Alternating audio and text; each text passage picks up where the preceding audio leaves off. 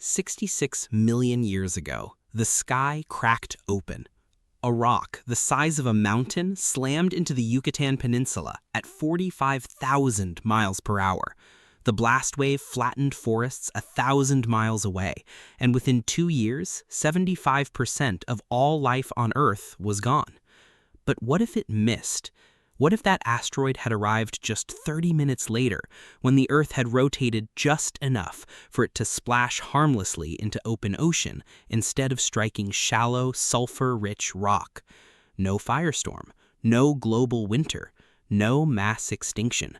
The dinosaurs do not disappear. They keep evolving for another 66 million years. And what would be walking the Earth today would not look like anything in your nature documentaries. Picture this: not a world of lumbering, cold-blooded lizards, a world ruled by fast, warm-blooded, feathered intelligence. Because here's the part most people get wrong. By the time that asteroid hit, dinosaurs were not primitive. They were already among the most advanced land animals that had ever existed.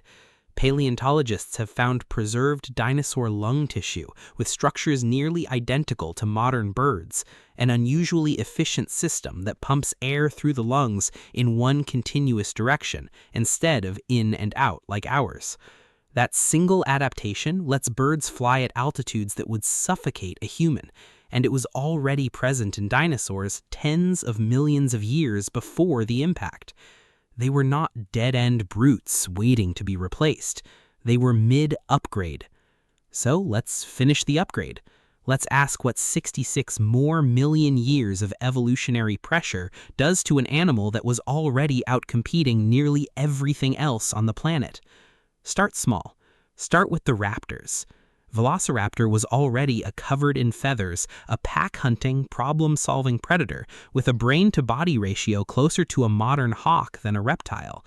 Give that lineage another 60 million years of arms races against increasingly clever prey, and you don't get a bigger monster.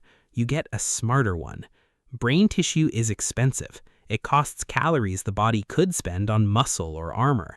Evolution only pays that price when intelligence outhunts brute force. And in a world without the extinction event, the fastest, cleverest pack hunters would have kept winning that bet, generation after generation, for longer than primates have existed at all. Now think about scale. Because dinosaurs already held the record for the largest land animals in Earth's history, and there was no biological rule stopping them from going even bigger. A sauropod like Argentinosaurus may have weighed over 70 tons, more than 10 African elephants standing on top of each other. Its heart alone would have needed to generate enough pressure to pump blood up a neck the length of a school bus. How does a heart do that? Some researchers propose these animals had multiple auxiliary hearts along the neck, biological pump stations relaying blood upward in stages, a solution no living animal needs today, because nothing alive today is built on that scale. In an uninterrupted timeline, that neck keeps stretching. Those pump stations keep multiplying. The ceiling on how big a land animal can get was never reached. It was interrupted. But size was never the whole story. The real story is adaptability, and nothing shows that better than what dinosaurs were already becoming in the shadows. Because while the giants get all the attention, the real survivors of that era were small, fast, and quiet.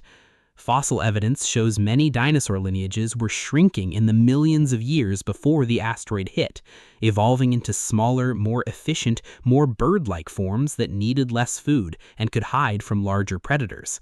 Shrinking is not failure in evolution. Shrinking is often the move that saves a lineage when the world gets harder to survive in. Which means the dinosaurs best positioned to inherit an undisturbed Earth were not the towering giants at all.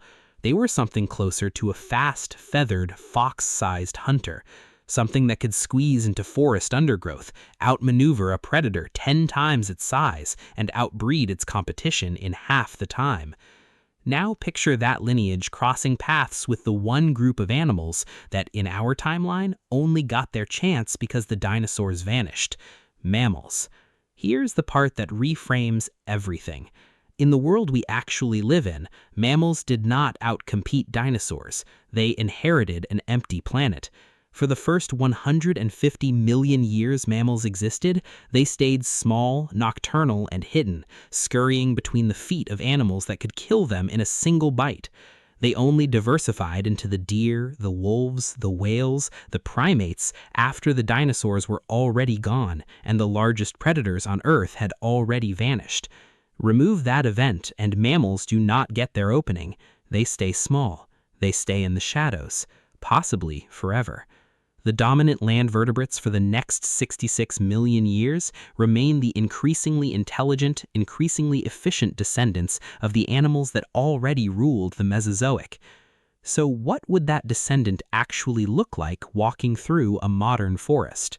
Likely covered in insulating feathers, not scales, because insulation is what lets a warm-blooded body survive cold nights without wasting enormous amounts of energy. Likely walking with a forward-set gaze, both eyes facing the same direction like a hawk or an owl, because depth perception is what predators evolve when they need to judge distance during a high-speed strike.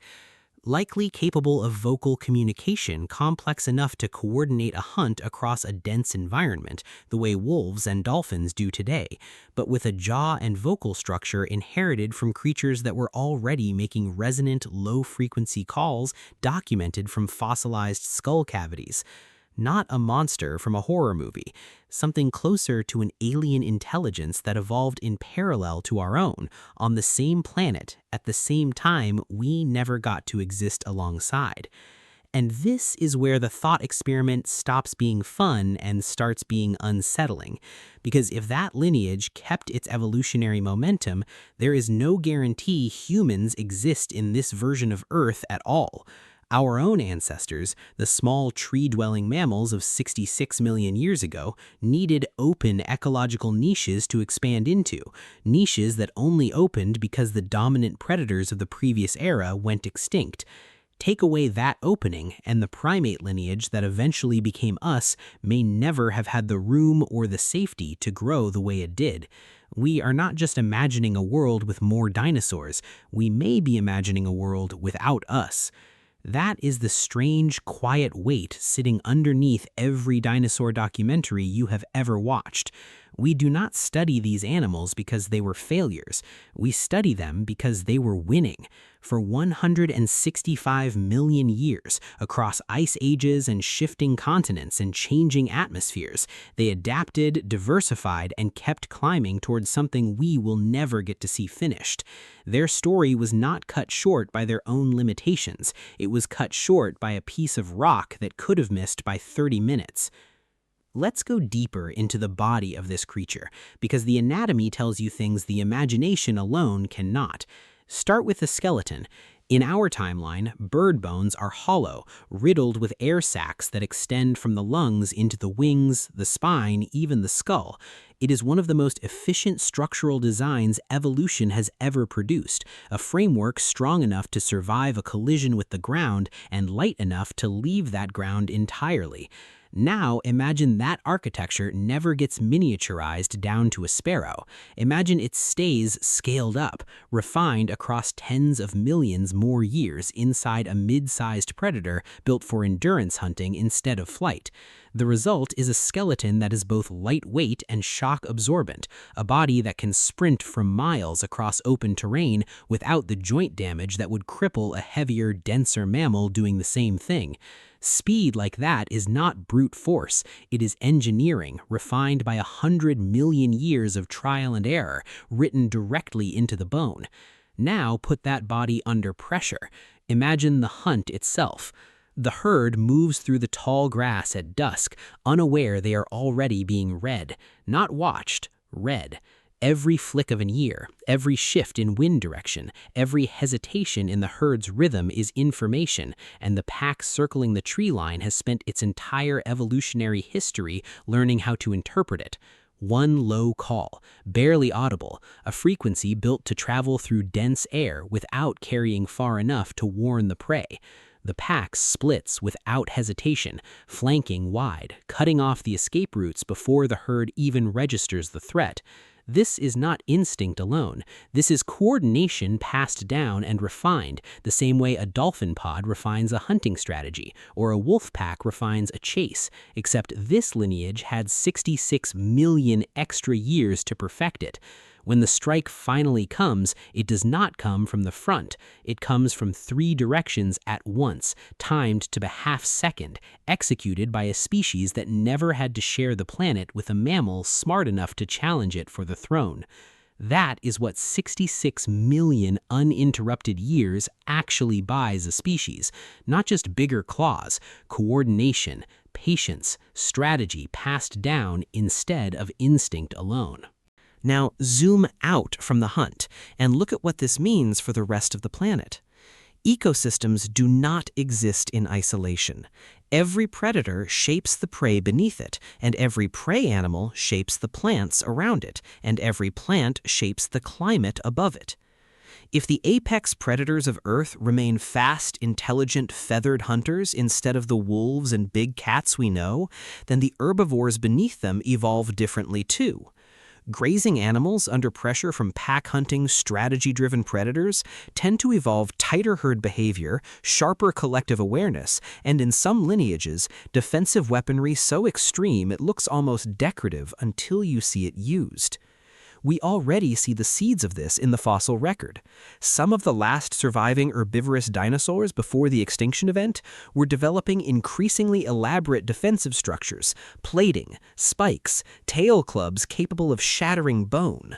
That arms race does not end with an asteroid. It escalates, generation after generation, indefinitely.